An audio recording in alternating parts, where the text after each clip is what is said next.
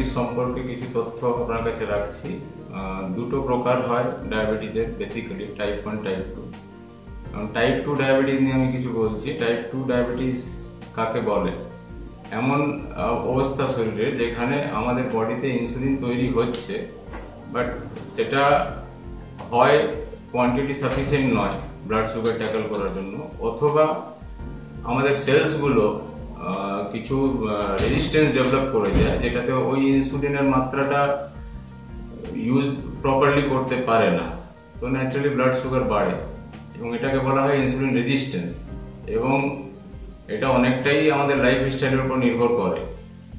অনেকটাই বলতে গেলে এটাতে আমাদের দোষ আছে যে আমরা প্রপার লাইফ স্টাইল মেনটেন না করার জন্য ইনসুলিনটা রেজিস্ট্যান্স ডেভেলপ করে যায়। তার মধ্যে বেসিক্যালি ওভারওয়েট এবং ল্যাক অফ ফিজিক্যাল অ্যাক্টিভিটি এইসব কারণ আছে। এবং 90% পেশেন্ট কিন্তু টাইপ 2 ডায়াবেটিস আমাদের ইয়েতে আছে।